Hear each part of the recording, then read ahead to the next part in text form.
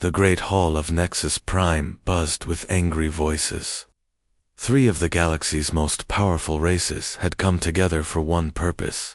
They wanted to stop humanity from spreading across the stars. Admiral Lisa Martinez sat at the human table, watching the alien leaders with calm eyes. She had seen many diplomatic meetings, but never one like this. The hatred in the room was thick enough to cut with a knife. Supreme Commander Krex of the Vrak Empire stood first. His insect-like body clicked and buzzed as he spoke.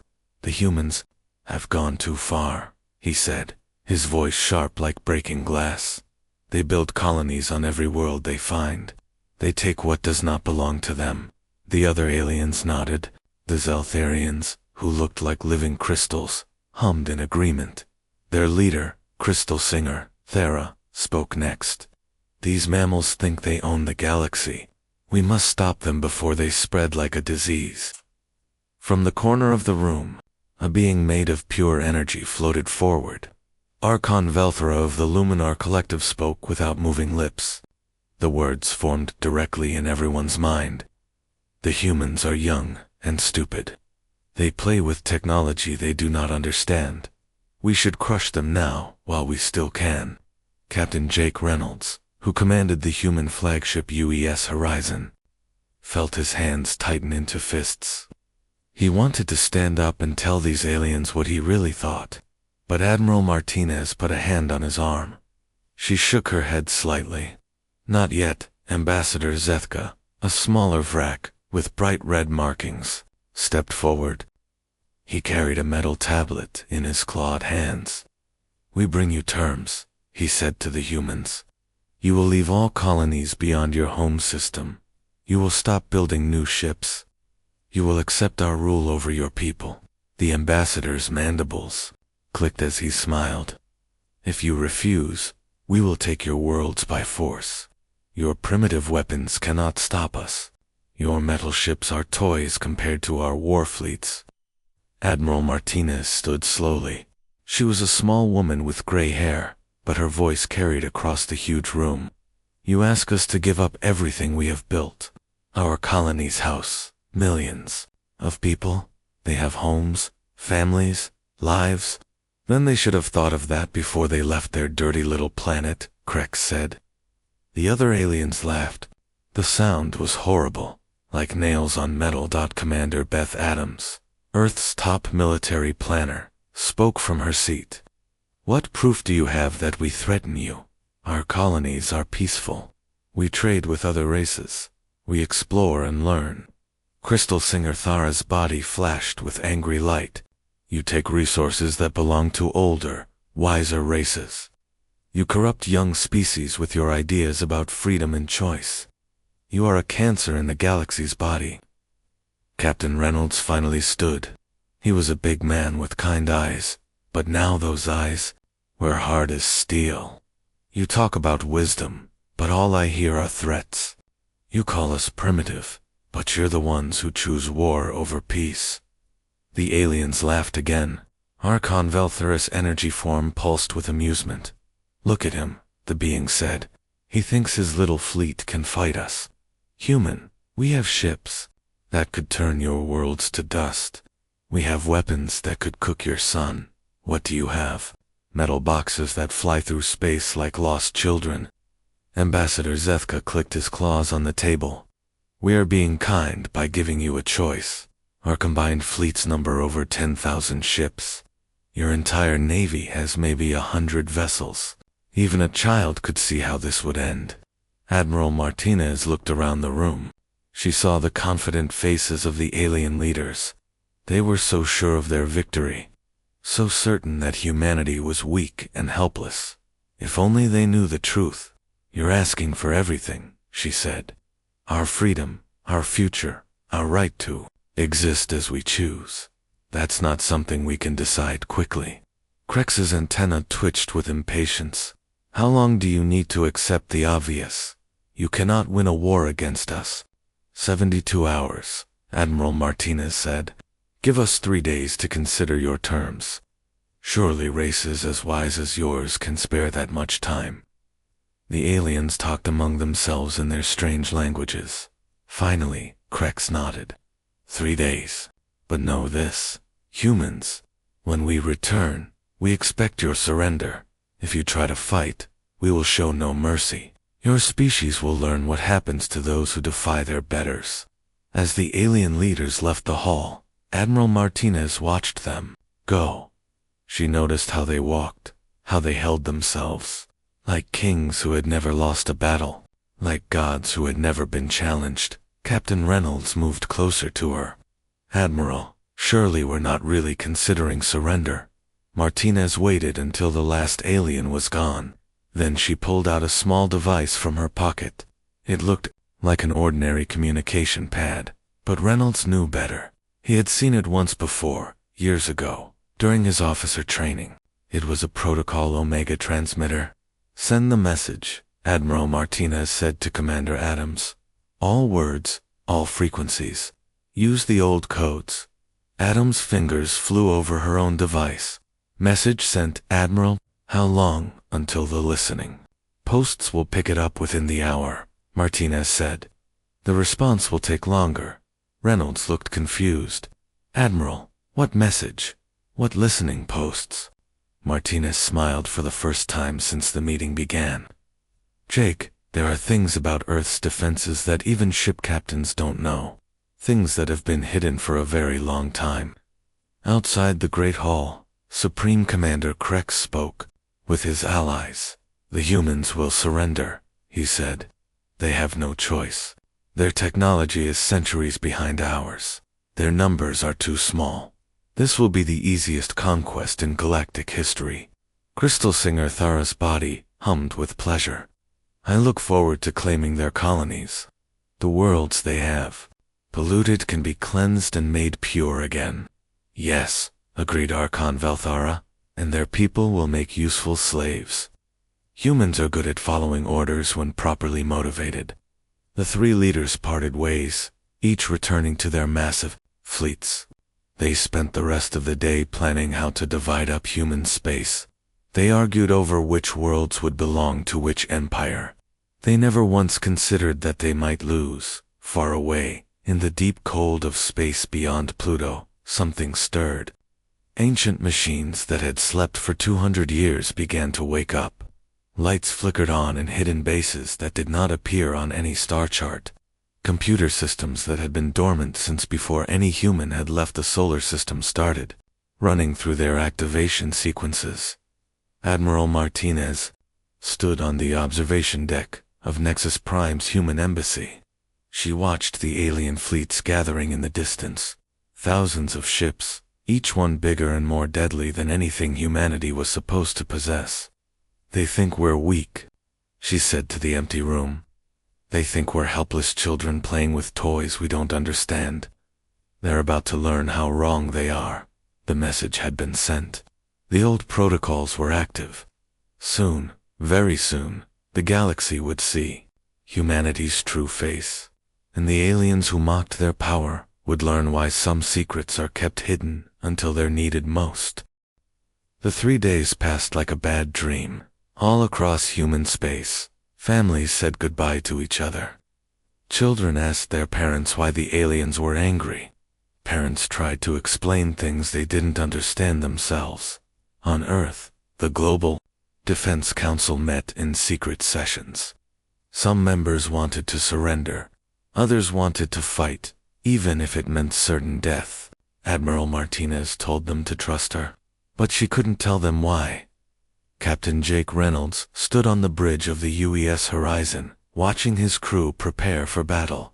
They all knew the odds. 50 human ships against 10,000 alien vessels.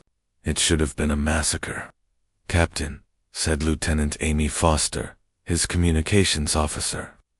The alien fleet is moving into position around Titan Station. They're not even trying to hide their numbers. Reynolds nodded. Through the main screen, he could see the enemy ships. They stretched across space like a metal sea. Frack Empire destroyers with their spike-covered hulls. Zeltharian crystal ships that looked like flying diamonds. Luminor energy vessels that barely seemed solid at all. Any word from Admiral Martinez? Reynolds asked. She's aboard the UES Liberty with the main diplomatic team, Foster replied, still trying to negotiate. Reynolds almost laughed. Negotiate with 10,000 ships pointed at your head. The aliens weren't here to talk anymore. They were here to watch humanity kneel. At Titan Station, Admiral Martinez stood in the communication room of the human outpost. The station was small compared to the alien fleet surrounding it. It looked like a tiny metal bug next to a swarm of giants. Commander Beth Adams worked at her console, her fingers moving fast across the controls. Admiral, I'm getting signals from all over the system. The hidden transmitters are responding. Good, Martinez said. How long until the preparation is complete? Another 6 hours at least. The systems have been asleep for so long, they need time to fully activate. Martinez looked at the alien fleet on her screens. Supreme Commander Krex's flagship sat in the center like a metal mountain. She could almost feel his impatience from here. We need to buy more time, she said. Signal Captain Reynolds. Tell him to prepare for Operation Mirror. Operation Mirror had been planned for months, ever since intelligence reports first warned of the alien alliance. It was risky and required perfect timing. If it failed, the real defense fleet would be discovered before it was ready. Aboard the Horizon, Reynolds received his orders. He turned to his crew with a grim smile. Ladies and gentlemen, we're about to put on a show. Remember, we need to look brave, but hopeless. Make every shot count, but don't win too easily. The human defense fleet moved into formation. 50 ships against 10,000. From the outside, it looked like the bravest and most foolish thing in galactic history. Supreme Commander Krex watched the human ships approach. He felt a mix of amusement and annoyance. Look at them, he said to his officers. They actually think they can fight us. His second-in-command, a female Vrak named General Kira, clicked her mandibles. Should we destroy them quickly, Commander? End their suffering? No, Krex said. Let them fire first. I want to see what their primitive weapons can do against our shields. It will be amusing. The human fleet spread out in a defensive pattern around Titan Station. Reynolds opened a communication channel to the alien fleet. This is Captain Jake Reynolds of the United Earth Defense Force. You are trespassing in human space. Withdraw immediately, or we will be forced to defend ourselves. The aliens laughed. The sound came through the speakers, like 1,000 nightmares. Crystal Singer Thera's voice rang out, musical but cold. Little humans, you should have used your 3 days more wisely. Now you will die for your pride. All ships, Reynolds said on the human command frequency. Remember the plan. We need to look real, but not too effective. Make them think they're winning easily. The battle began with the humans firing first. Missiles and energy beams shot out from the human ships, heading for the alien fleet. Most of them hit their targets, exploding in bright flashes against alien shields. But the explosions were just for show. The human weapons were firing at less than half power, and they were aimed at the strongest parts of the alien ships. It looked impressive, but did almost no real damage. The aliens fired back with overwhelming force. Hundreds of energy beams and plasma bolts streaked toward the human fleet. What happened next was the most important part of the plan. The human ships that got hit exploded in spectacular fashion. Huge fireballs lit up space as vessel after vessel was destroyed. The aliens cheered as they watched the primitive human fleet being torn apart. What they didn't know was that most of the explosions were fake. The human ships were equipped with advanced holographic projectors and sensors. When a ship was destroyed, it actually activated its stealth systems and projected a false explosion. Only 12 of the 50 human ships were real. The other 38 were sophisticated holograms designed to fool alien sensors. As each fake ship died, the real ships used the distraction to reposition themselves. Reynolds watched his tactical display as his fake fleet was systematically destroyed. "This is Horizon 2 all ships," he said. "Continue the performance. We need them to think we're desperate." On the alien flagship, Krex was enjoying the show. "These humans fight with spirit," he admitted. "Too bad their technology is so primitive.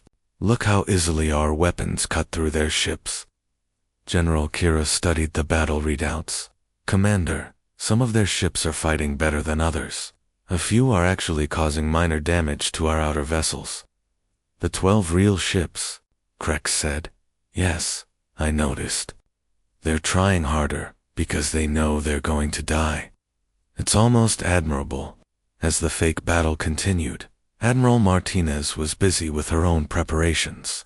Deep in Titan Station's communications center, she received regular updates from across the solar system. Admiral Commander Adams reported, "The Prometheus facilities are at 60% activation. The Phantom Fleet construction bays are coming online now." "What about the defense network?" Martinez asked. "Colonel Susan Hayes reports that the hidden platforms are charging their main weapons.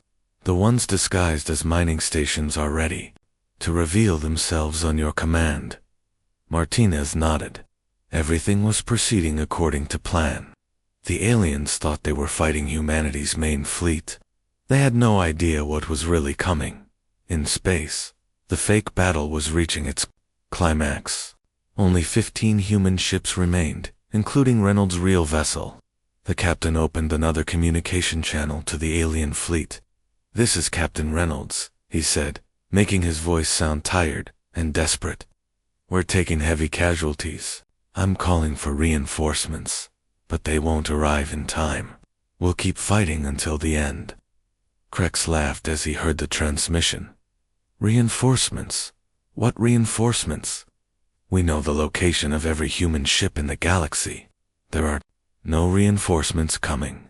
Crystal Singathar's crystalline form pulsed with satisfaction. "The humans are brave, but foolish. They die well, but they still die." Archon Velthara's energy being flickered with amusement. "Perhaps we should let a few escape to tell their people what happened here. Fear can be more useful than death." The last fake human ships exploded in brilliant displays of light and fire. The alien leaders felt the satisfaction of an easy victory. They had destroyed 50 human vessels without losing a single ship of their own. "Signal the human admiral," Krex ordered. "Tell her that her fleet is destroyed. Her people have 1 hour to surrender unconditionally, or we will begin destroying their colonies." But Admiral Martinez wasn't worried about the ultimatum. She was watching her displays as signals came in from across the solar system. The hidden facilities were almost ready. The real fleet was preparing to reveal itself. "Commander Adams," she said, "send the activation signal. It's time to show these aliens what humanity really looks like when it stops pretending to be weak." Deep in space, ancient machines received the signal and began their final startup sequences. What the aliens thought was humanity's last hour was actually about to become their own worst nightmare. The fake battle was over. The real war was about to begin. In the cold darkness beyond Pluto, something that had slept for 200 years began to wake up. Dr. Rachel Thompson watched her screens with excitement and fear as the Prometheus project came back to life. The facility was hidden inside what looked like a normal asteroid, but inside the rock was technology that most humans had never seen. Machines that bent the laws of physics. Computers that thought faster than human brains. Weapons that could crack planets in half. "All systems coming online," reported her assistant, Dr. Mike Chen. "The quantum cores are stable. The zero-point generators are reaching full power." Rachel nodded, but her hands shook as she worked. She had spent her whole life studying the alien artifacts found in the ruins on Mars. The technology inside those ruins was millions of years old, left behind by a race that had vanished long before humans learned to make fire. For 2 centuries, Earth's best scientists had worked in secret to understand and copy that technology. They had built things that no human was supposed to be able to build. Ships that could bend space and time, weapons that could destroy entire star systems. Dr. Came a voice from the communication console. We're receiving the activation signal from Admiral Martinez. All protocols are go. Rachel took a deep breath. Begin the awakening sequence. Activate all construction bays. It's time to show the galaxy what we've really been building out here. Across the outer solar system, dozens of hidden facilities received the same signal. Each one looked like empty space or floating debris to alien sensors. But inside each facility were ships that made the alien fleet look like toys. Commander Alex Grant stood in the control room of Construction Bay Alpha, watching as the first ships of the Phantom Fleet began to materialize. They didn't look like normal ships. They were alive in ways that made his skin crawl. The vessels were grown rather than built, using biotechnology taken from the Martian ruins. Their hulls shifted and moved like living skin. Their weapons were parts of their bodies, not separate systems. They could heal damage, adapt to new threats, and think for themselves. "Sir," said his operations officer, Lieutenant Tony Brooks, "the first squadron is ready for deployment. The ships are requesting permission to hunt." Grant felt a chill run down his spine. The Phantom Fleet ships didn't just fight their enemies, they enjoyed it. The alien technology that powered them had given them something like emotions, and those emotions were not human. "Permission granted," Grant said, "but remind them of the rules. They hunt only when ordered. They kill only what threatens humanity. And they never, ever turn on us." The first Phantom ship slipped out of its construction bay, like a shark leaving a cave. It was 15 kilometers long, but moved through space like a living thing. Its biomechanical hull rippled with excitement as it tasted the thoughts of the alien fleet near Titan. Meanwhile, in the asteroid belt, Colonel Susan Hayes was having her own awakening ceremony. The Titan Defense Network had been disguised as mining operations for decades. Hundreds of asteroid mining stations were actually hidden weapon platforms, each one more powerful than an entire alien battle fleet. "Colonel," reported Sergeant Bill Martinez, "all platforms are charged and ready. The main cannons are online. The gravity manipulators are stable." Hayes looked at her tactical display. Each red dot represented a platform that could destroy entire fleets. The aliens had flown right past them, never suspecting that the harmless mining stations were actually the most dangerous weapons humanity had ever built. "Good," she said. "Keep them hidden until Admiral Martinez gives the signal. I want the aliens to be completely surprised when we reveal ourselves." Back on Earth, in a bunker buried deep under the Swiss mountains, the Global Defense Council was finally learning the truth. President John Williams stared at the screens showing the hidden fleets and weapon platforms with shock and disbelief. "How long has this been going on?" he asked Admiral Martinez through the quantum communication link. "Since 2187, Martinez replied.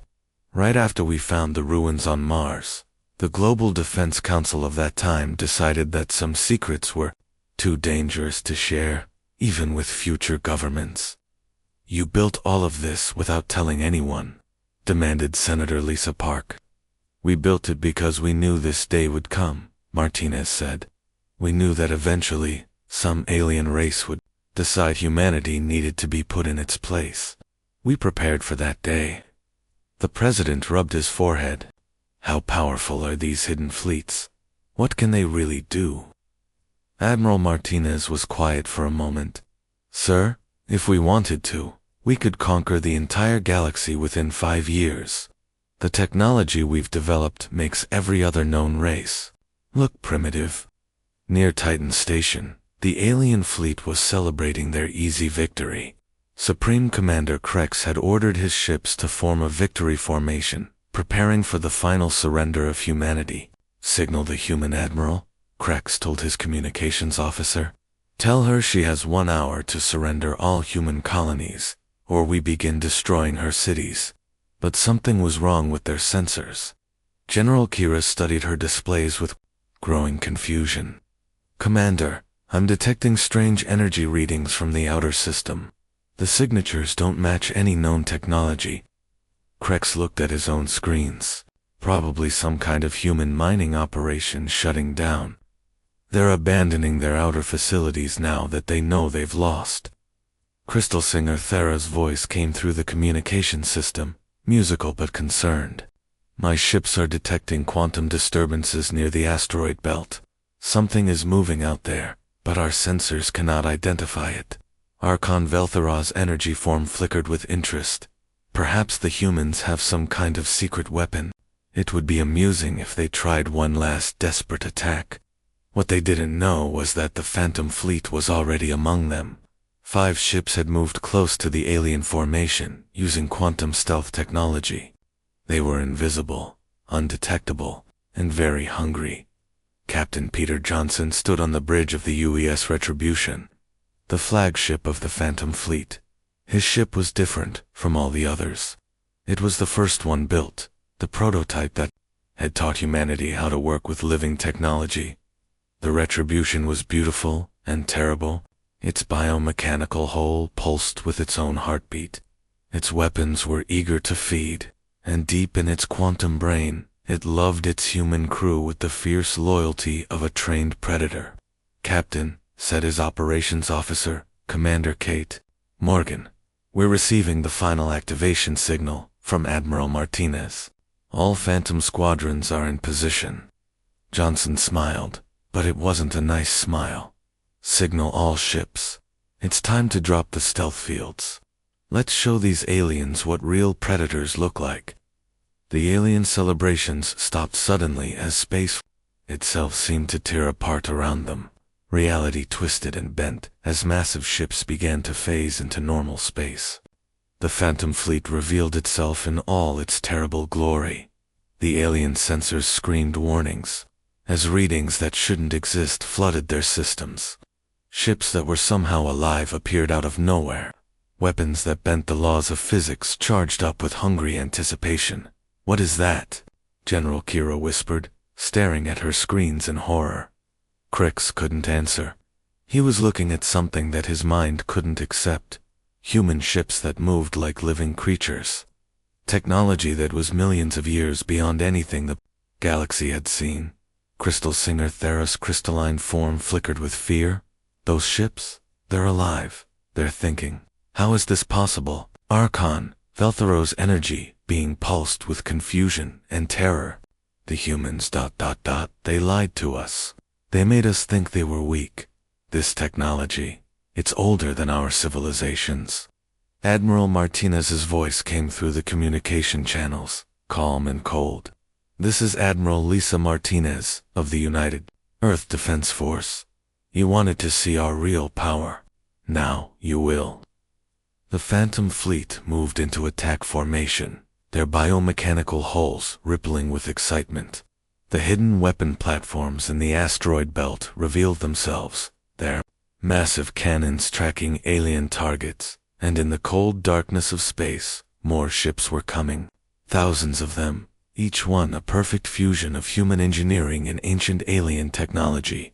The real fleet had arrived, and it was hungry for battle. The aliens who had mocked humanity's weakness were about to learn what true power looked like.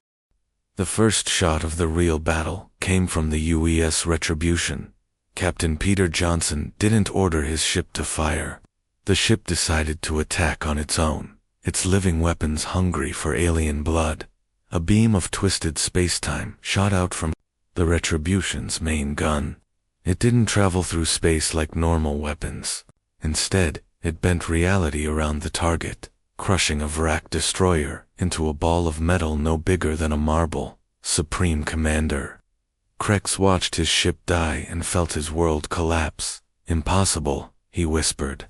"No one has weapons like that. That technology doesn't exist." But it did exist, and now the entire Phantom Fleet was using it. 5,000 ships that had been hiding in quantum space revealed themselves around the alien formation. Each one was a nightmare made real, with hulls that moved like skin and weapons that broke the laws of physics. General Kira screamed orders at her communications officer. "All ships, full power to shields." Target the largest human vessels. Fire everything we have. The alien fleet turned its weapons on the Phantom fleet and opened fire. 10,000 ships shot their most powerful weapons at the human vessels. Energy beams that could melt planets, missiles that could crack moons, plasma bolts hot enough to burn stars. The attacks hit their targets perfectly. The alien weapons struck the human ships with enough force to destroy entire fleets. For a moment, the aliens thought they might still win this impossible battle. Then the weapons' effects faded, and the human ships were completely undamaged. Their biomechanical hulls had absorbed the energy and used it to make themselves stronger. The living ships fed on the alien attacks like predators eating prey. Commander Alex Grant watched the battle from his command ship, the UES Phantom. His vessel was smaller than the Retribution, but just as deadly. Its living hull pulsed with satisfaction as it digested the energy from a dozen alien missiles. "Sir," reported Lieutenant Tony Brooks, "the alien weapons are having no effect. Our ships are actually getting stronger from their attacks." Grant nodded. This was what the scientists had promised when they built the Phantom fleet. Ships that could eat energy, adapt to any attack, and grow more powerful with each battle. "Signal all ships," Grant ordered. "Begin the hunt. Show these aliens what happens when they threaten humanity." The Phantom fleet moved forward like a pack of space sharks. They didn't fly through space like normal ships. They swam through it, their hulls rippling with movement. Some of them roared with voices that could be heard across the vacuum of space. Captain Johnson's ship, the Retribution, led the attack. It was the oldest and largest of the Phantom fleet, and it had been waiting 200 years for this moment. Its biomechanical brain was filled with rage at the aliens, who had dared to threaten its human crew. The Retribution passed through the alien formation like a ghost, its quantum phase technology allowing it to move through solid matter. As it passed through enemy ships, parts of those ships simply ceased to exist. Holes appeared in alien holes, as if reality itself had taken bites out of them. Crystal Singer Thera watched her beautiful crystal ships being torn apart by weapons. She couldn't understand. "How are they doing this?" she sang in her musical voice. "Our shields should stop any attack." But the human weapons weren't attacking the shields. They were attacking space itself, bending reality around their targets. No shield could stop an attack that made the laws of physics change. Archon Velthara tried to use his energy form to escape, but found that space around him was becoming solid. One of the human ships was using gravity manipulation to turn empty space into a cage of pure force. "We need to retreat," Velthara said, his thoughts reaching out to his allies. "This battle cannot be won. The humans have technology we cannot fight." But it was too late for retreat. Colonel Susan Hayes had just activated the Titan Defense Network all across the solar system. What the aliens had thought were harmless mining stations revealed their true nature. The mining platforms unfolded, like metal flowers, revealing weapon systems that dwarfed anything on the alien ships. Each platform was powered by a miniature black hole, giving it enough energy to destroy entire solar systems. "All platforms, full activation," Hayes ordered. "Let's show these invaders what we've been building for the last 2 centuries. The first platform to fire was Asteroid Station 7. What looked like a simple mining operation opened up to reveal a cannon the size of a city. The weapon charged up with power stolen from the event horizon of a black hole. When it fired, the beam didn't just destroy its target. It erased it from existence. A Zaltharian cruiser that had been there 1 second was simply gone the next, leaving not even atoms behind. Supreme Commander Krex felt his carefully planned invasion falling apart around him. His 10,000 ships were being destroyed by weapons that shouldn't exist. His allies were screaming in panic as their vessels were torn apart by impossible technology. "Signal all ships," he ordered desperately. "Emergency jump to hyperspace. We retreat to the outer system." But when his ships tried to jump to hyperspace, they found that space itself had been locked down. The human ships were using gravity manipulators to prevent faster-than-light travel. The alien fleet was trapped in normal space with predators that fed on energy and bent reality to their will. Admiral Martinez watched the battle from her command center on Titan Station. Her screens showed the complete destruction of the alien invasion force. Ships that had ruled the galaxy for thousands of years were being torn apart like paper toys. "Admiral," reported Commander Beth Adams, "we're receiving surrender signals from multiple alien vessels. They're begging us to stop the attack." Martinez considered the request. The aliens had come here to destroy humanity. They had mocked human weakness and threatened to enslave human colonies. But they were also sentient beings who didn't deserve to be completely slaughtered. "Signal Captain Johnson and Commander Grant," she ordered. "Tell them to accept surrenders, but keep destroying any ship that continues to fight." The message went out across the Phantom Fleet. Some of the living ships obeyed their human crews and stopped attacking vessels that surrendered. Others were too caught up in the hunt to listen. They continued tearing apart alien ships with weapons that turned matter into energy, and energy into nothing. Captain Peter Johnson felt his ship's disappointment when he ordered it to stop killing. The Retribution wanted to destroy every alien vessel in the system. It had been built to hunt, and now its prey was trying to surrender. "I know, old friend," Johnson said, patting the biomechanical wall of his bridge, "but we're not monsters. We kill only what threatens us. The ones who surrender are no longer threats." Reluctantly, the Retribution obeyed its captain. Its living weapons powered down, though they remained ready to fire at any moment. In less than 6 hours, the battle was over.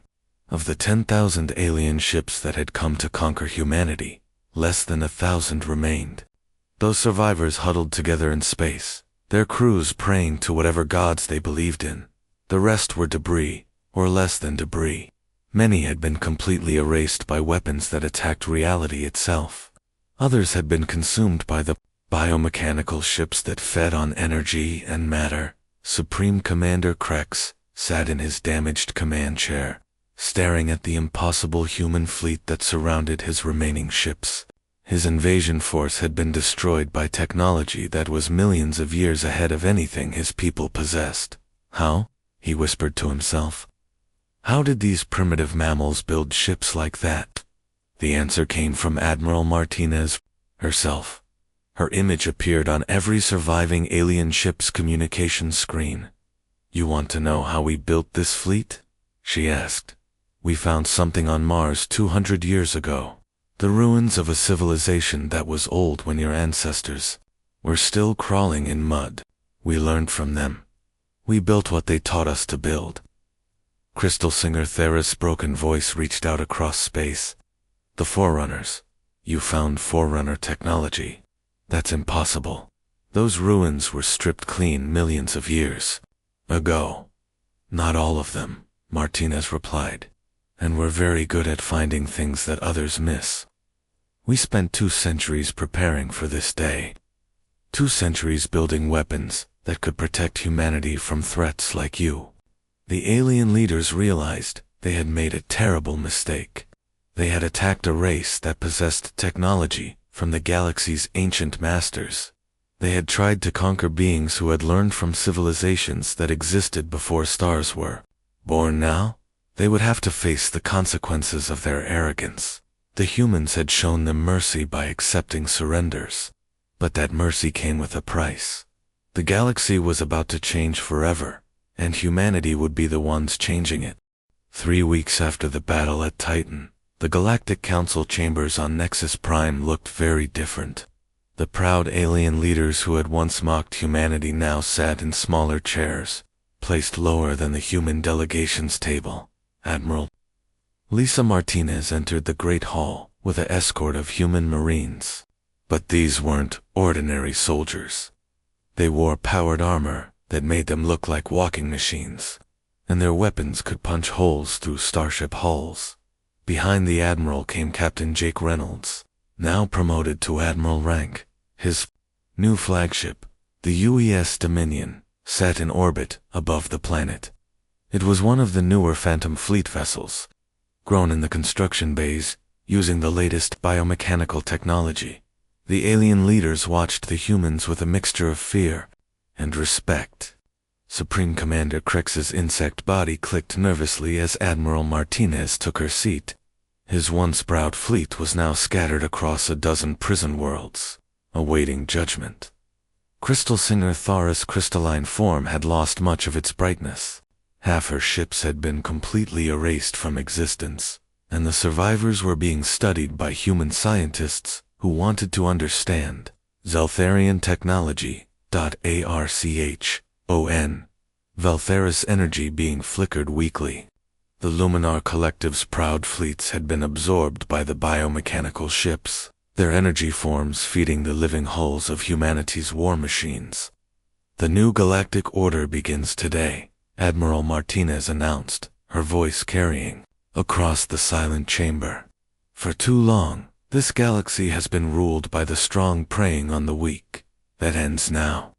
She stood and activated a holographic display that showed the current state of galactic civilization. Hundreds of species, most of them weak and primitive by the old standards. They had been bullied and enslaved by the three major powers for thousands of years.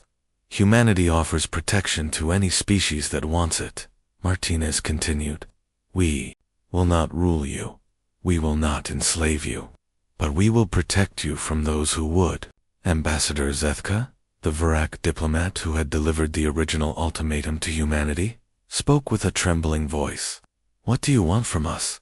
What are your terms for our surrender? Admiral Martinez smiled, but it wasn't a cruel smile. Simple. You will release all enslaved species. You will stop your wars of conquest.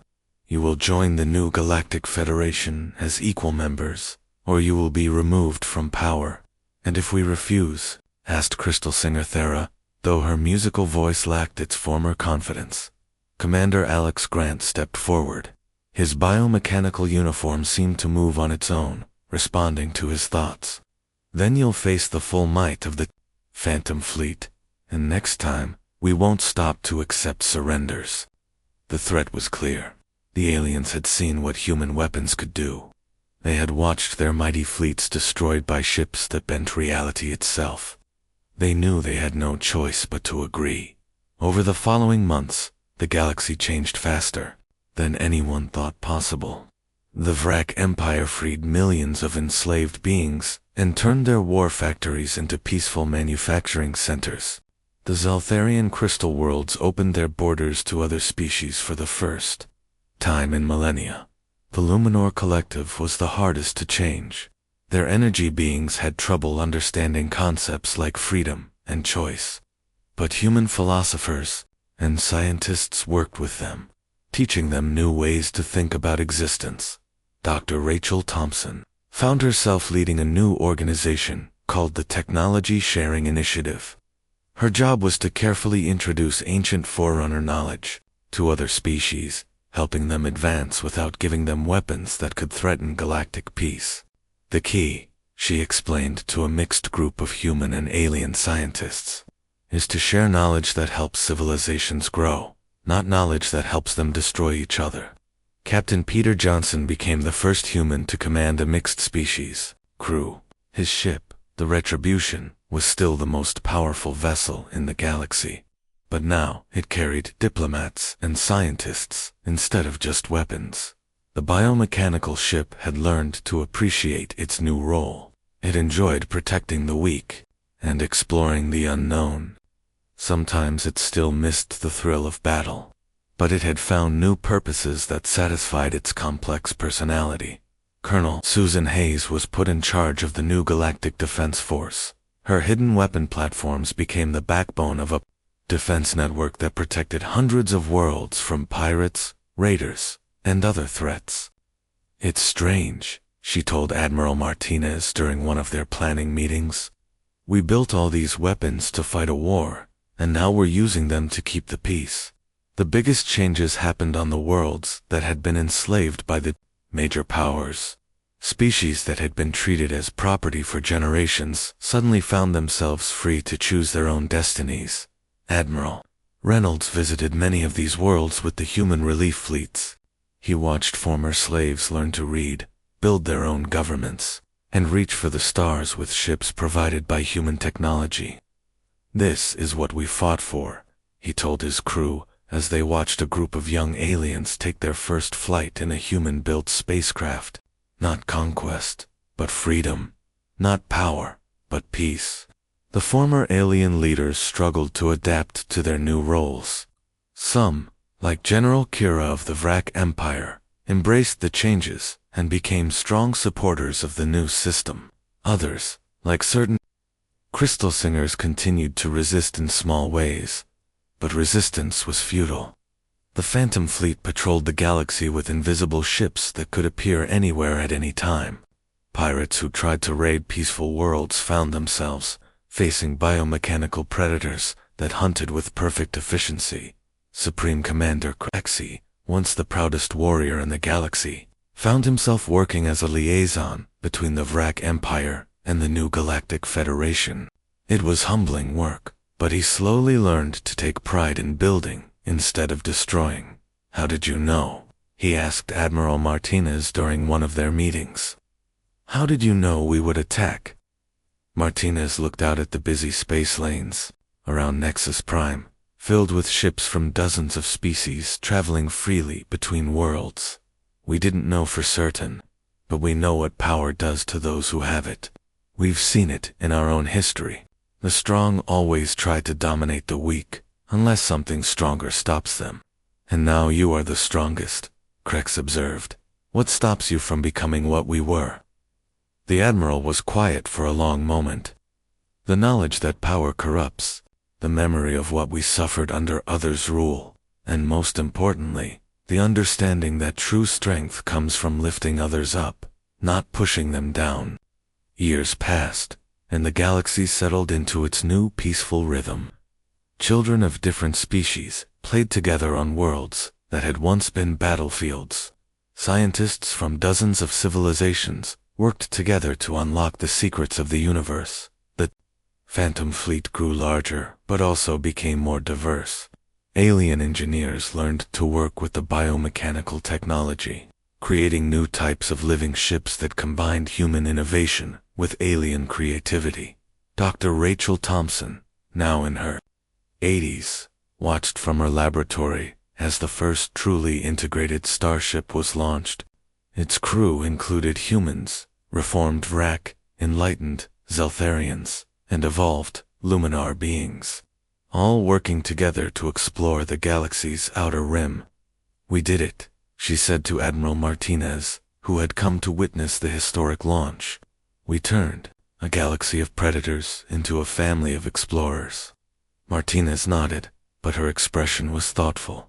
"For now, but there are still threats out there. Other galaxies, unknown dangers. We can't let our guard down." The Admiral was right.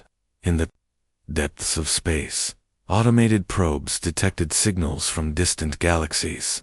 Some of those signals carried messages of peace and friendship. Others carried warnings of approaching darkness, but humanity was ready. The Phantom Fleet had grown to 10,000 ships, each one a perfect fusion of human determination and ancient wisdom. The defense networks protected millions of worlds, and most importantly, the galaxy's species had learned to stand together against whatever might come. The aliens who had once mocked humanity's power now served alongside them as equals and friends. They had learned that true strength didn't come from the ability to destroy, but from the wisdom to protect and the courage to help others reach their full potential. And in the quiet moments between the busy days of galactic administration, Admiral Martinez sometimes looked up at the stars and smiled. Humanity had been tested and had not been found wanting. They had faced their greatest challenge and emerged not as conquerors, but as protectors. The galaxy was safe, and it would remain safe as long as beings like humans remembered that with great power comes the even greater responsibility to use it wisely. The future stretched out before them, full of wonders yet to be discovered and challenges yet to be overcome.